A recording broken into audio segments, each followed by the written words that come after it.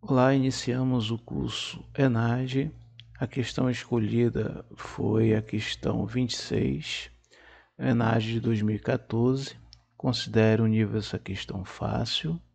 E o tema que engloba essa questão é álgebras e funções. Inclusive, nessa videoaula de hoje, nós vamos trabalhar 3 questões, né? Essa é do nível fácil, vamos ver uma do nível médio e outra de um nível difícil, mas todas as 3 questões envolvendo esse tema álgebra e funções. Vamos iniciar então com essa questão 26. O que diz? No século XII surgiu na Índia um matemático conhecido historicamente como Bhaskara II. Esse matemático fez grandes avanços para a resolução da equação quadrática. Bhaskara II dedicou-se a estudar astronomia e matemática, escreveu obras sobre aritmética e resolveu equações do tipo ax² mais bx igual a c, utilizando o método de completar quadrados.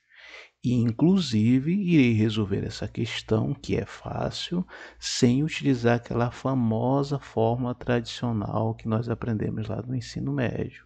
Eu vou utilizar exatamente esse método de completar quadrados, que era utilizado por Bhaskara e também foi utilizado pelos matemáticos da época, os babilônios, pelos matemáticos também, os hindus, se eu não me engano, resolviam também questões usando esse método de completar quadrados, tá?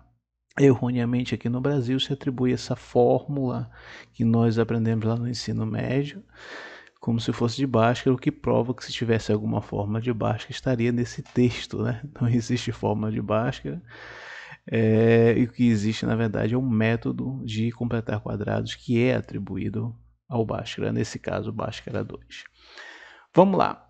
Atribui-se também ao Bhaskara 2 o seguinte problema. A oitava parte de um bando de macacos elevado ao quadrado brinca em um bosque. Além disso, 12 macacos podem ser vistos sobre uma colina.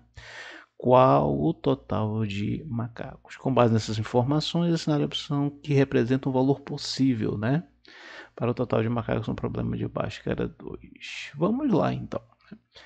Aqui diz o seguinte, a oitava parte de um bando de macacos. Bom, para não fugir da tradição, né, nós vamos dizer que x, vamos afirmar que x é a quantidade de macacos que existe no bando, ok? Bando, aqui vou colocar a quantidade de macacos. Bom, se existe x quantidade de macacos nesse bando de macacos, então a oitava parte fica x sobre 8. A oitava parte de um bando de macacos, ou seja, se o bando de macacos é x sobre 8, elevado ao quadrado. Então faço isso aqui. Brinquei em um bosque. Além disso, ou seja, além dessa parte aqui, x sobre 8 ao quadrado, mais 12 macacos, né? Podem ser vistos em uma colina. Qual o total de macacos? Ou seja, esse x aqui é o total de macacos. Né? Uma oitava parte ao quadrado estava em um bosque, mais 12 macacos estavam em uma colina. Somando os dois, eu tenho exatamente a quantidade de macacos desse bando. Era essa a jogada dessa questão, você transformar essas afirmações aqui da questão atribuída a Bhaskara 2 em uma equação do segundo grau. Aí aqui a gente dá uma arrumada, fica mais ou menos assim, x ao quadrado, vou aplicando a propriedade de distributiva, né, com relação à divisão, mais 12 igual a x. Tira aqui o MMC rápido, vou passar para outra tela. Fica x ao quadrado mais 12 vezes 64 dividido por 64 igual a x. Deixa eu olhar se está tudo certinho. Passa 64 vezes 12, ok. 64 está dividindo, passa multiplicando. Não vou multiplicar esse 12 vezes 64, tá? Vou deixar como está. Alguma coisa me diz que lá na frente pode ser que não seja necessário multiplicar. Passo então 64 para o primeiro membro, né? Para deixar naquele padrão que nós já conhecemos. Equação do segundo grau igual a zero. Pronto. Olha, a partir daqui todos sabem resolver, basta tirar o A, B, C, colocar delta B quadrado, aquela forma tradicional. Mas como já disse anteriormente ou inicialmente, nós vamos resolver completando quadrados. A arte de completar quadrados aqui do Bhaskara é a seguinte: você vai multiplicar toda essa equação por 4. Gente, de uma forma geral, você multiplica por 4A, como A aqui é 1, você vai multiplicar só por 4. Multiplicando por 4 fica assim, ó, 4x ao quadrado. Não vou também multiplicar esse 4 vezes 64, vou deixar como está. E 4 vezes 12 vezes 64. E 4 vezes 0 dá 0. Depois que você multiplicar por 4A, nesse caso aqui deu 4, você vai somar b ao quadrado em cada lado. O b aqui é 64, então você vai somar 64 ao quadrado em cada lado. Fica assim, ó, 4x ao quadrado menos 4 vezes 64x mais 4 vezes 12 vezes 64 mais 64 ao quadrado igual a 0 mais 64 ao quadrado. Dessa forma eu não altero a equação. Depois disso aqui é só passar essa parte para o lado direito, esse termo aqui, 4 vezes 12 passa para cá, ó. Segundo membro, fica assim, 4x ao quadrado menos 4 vezes 64x mais 64 ao quadrado é igual a 64 ao quadrado menos, que aqui estava mais, passa menos, fica 4 vezes 12 vezes 64. Fazendo esses procedimentos, multiplicar por 4a e somar b ao quadrado do lado, você tem automaticamente um produto notável. Esse produto notável é esse aqui, ó.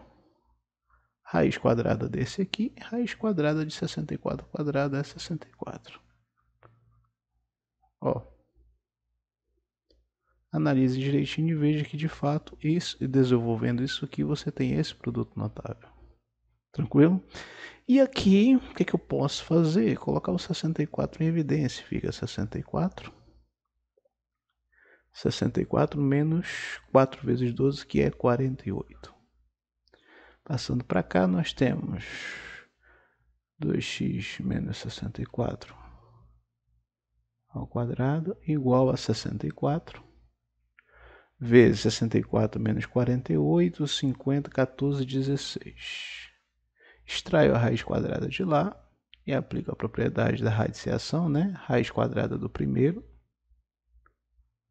e a raiz quadrada do segundo. Fica assim, ó, 2x menos 64 igual a mais ou menos, não pode esquecer do mais ou menos, como eu esqueci aqui, né? 64 raiz quadrada dá 8 e 16 raiz quadrada é 4. Então fica 2x menos 64 igual mais ou menos 32, né? Porque a raiz quadrada de uma equação tem um lado positivo e tem um lado negativo. Passo 64 para lá, tá? Menos passa mais, fica 64 mais ou menos 32.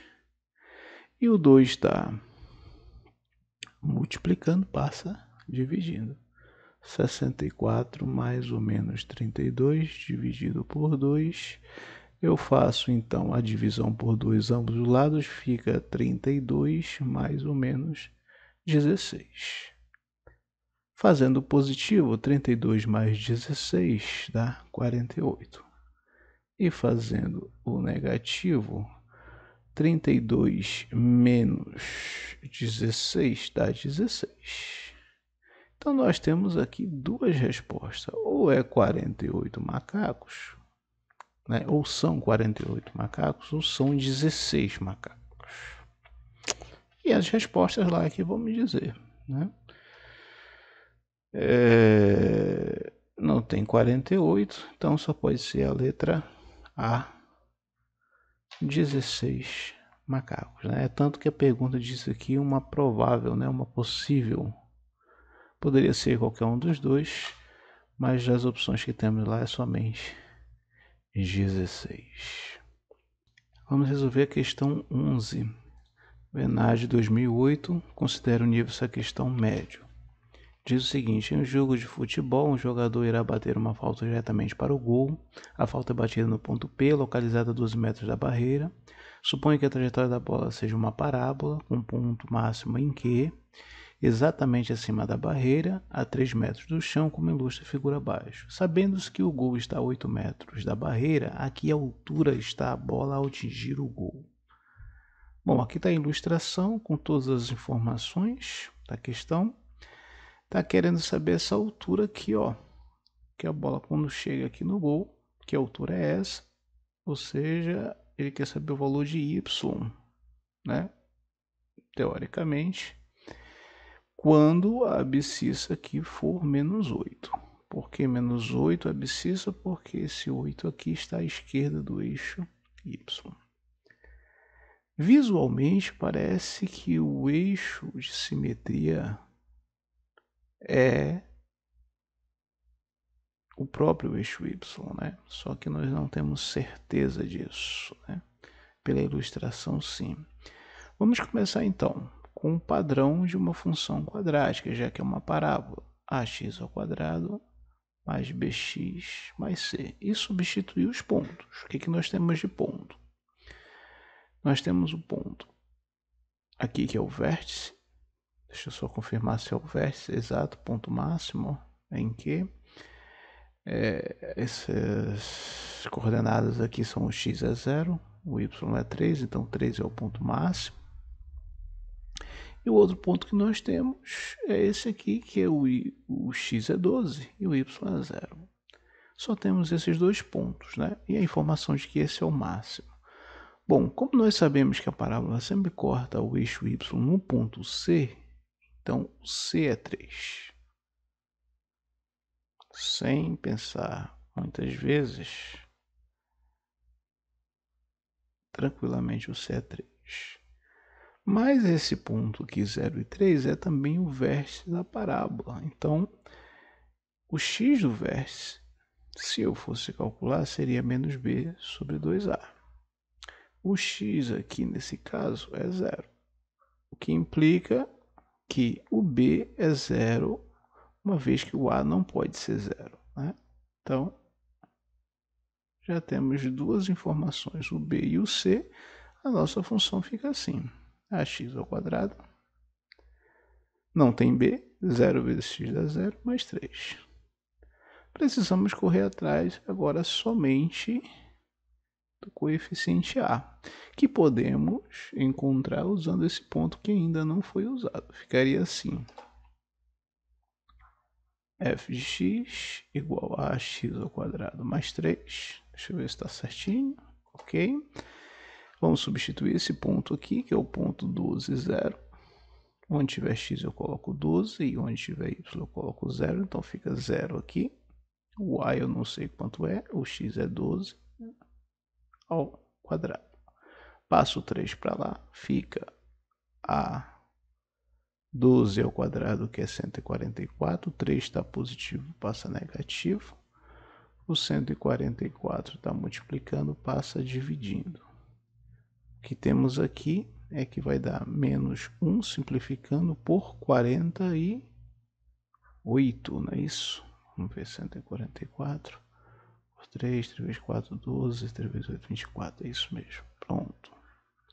Encontramos então uma função que fica menos 1 sobre 48 x ao quadrado mais 3. Mas a pergunta é, nós encontramos a função apenas para encontrar esse valor aqui, ó. Que valor é esse aqui, ó?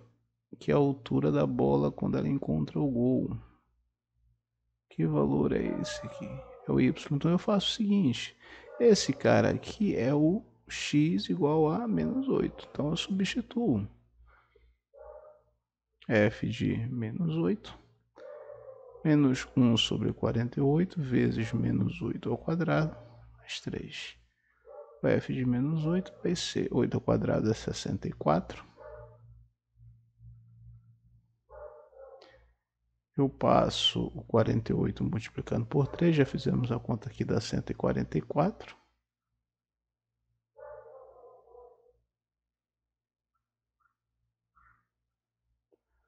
Temos que o f de menos 8 vai ser 144 menos 64 dá 80, né?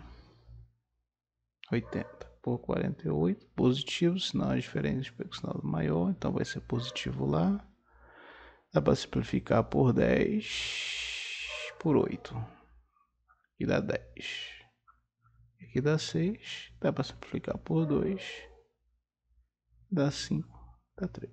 Esse ponto aqui, com certeza absoluta, é o 5 terços. Então a resposta certa é a letra E. Tranquilo? Questão 16, ENAD 2008. Considero nível essa questão difícil, um pouco médio, porque essa questão vai exigir um conhecimento além de somente álgebras e funções, como também de cálculo diferencial integral. Essa questão diz o seguinte: a concentração de certo fármaco no sangue, T horas após sua administração, é dada pela fórmula. Aqui nós temos a fórmula. Deixa eu habilitar a caneta aqui. Aqui nós temos a fórmula que representa a concentração do fármaco no sangue. E pergunta em qual intervalo essa função é crescente.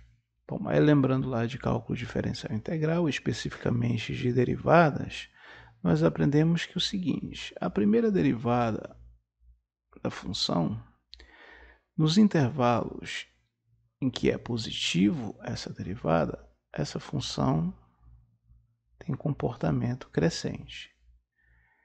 Nos intervalos em que a primeira derivada dessa função é igual a zero, ela tem um comportamento constante. E nos intervalos em que a primeira derivada dessa função é negativo, essa função tem comportamento decrescente. E é isso que nós vamos utilizar, porque aqui não é uma função quadrática simples, não é uma função afim, não é uma função exponencial, logaritmo, modular, uma função que nós possamos, sem esse conhecimento, saber em que intervalos ela é crescente ou decrescente ou constante. O que nos interessa nesse caso é crescente. Então vamos derivar essa função aqui e verificar para que intervalos ela é crescente, ou seja, maior que zero. Derivando essa função fica, essa aqui é a primeira função, a de baixo é a segunda, a de cima a derivada da primeira, usando a regra de derivação, né, do quociente de duas funções. Então, fazendo a derivada da primeira, a derivada de 10t é 10, vezes a segunda função, menos a derivada da segunda, essa aqui de baixo, vou aplicar a regra da cadeia por fora, vai ser 2 vezes t mais 1, vezes a derivada por dentro, que é 1, ok? Derivada da segunda vezes a primeira, podemos esquecer aqui a primeira. Tudo isso aqui dividido pelo quadrado da segunda função. Então, t mais 1 ao quadrado é t mais 1 à quarta. Arrumando isso aqui, nós temos que a nossa função da primeira derivada fica dessa maneira.